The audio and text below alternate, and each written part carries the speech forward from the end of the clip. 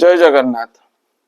गुरु सन्यासी अर्थात सन्यासी मानक मध्य श्रेष्ठ आचार्य बा महंत आउ गुरु भ्राता ए तीन जनकर निंदा बा समालोचना सदा सर्वदा वर्जनीय बा जो जगार निंदा बा समालोचना आपण देखिबे से जगह भी वर्जन करने को शास्त्र कहूँ।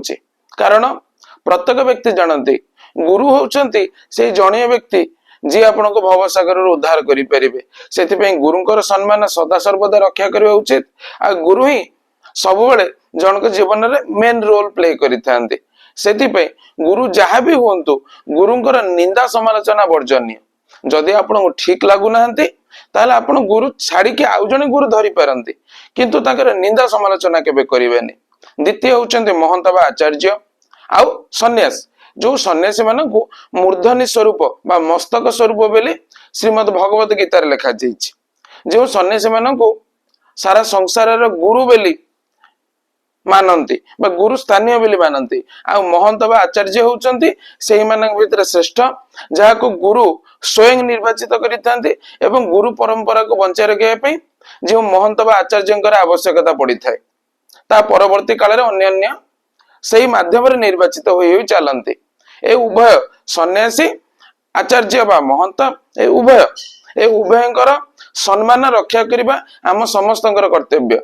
कहीं ना गुरुंकर धारा को बजाय रखी था कहीं श्रीमद भगवत गीता सम्मान विषय आलोचना करा सन्यासी मानकर। आ तृतीय होउचंदी गुरु भ्राता जो माने गुरुंक पाखक गला बेले से माने आपणकर सहपाठी होई थांते अर्थात आपनको सहयोग करि थांते केमिति गुरुंक पाखरे पहुंचीबे। तेणु ए तीन जनकर निंदा सदा सर्वदा वर्जनीय।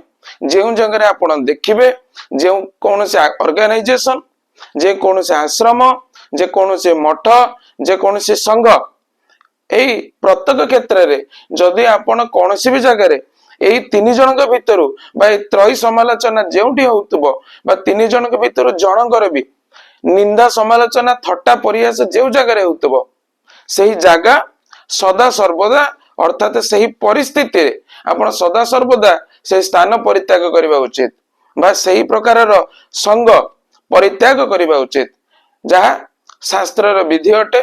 जहाँ को न मानिबा द्वारा नाम अपराध जो तीन प्रकार अपराध कथा वर्णना करा जायछि ता भितरु नाम अपराध रे भागीदार होबाको पड़िଥାଏ।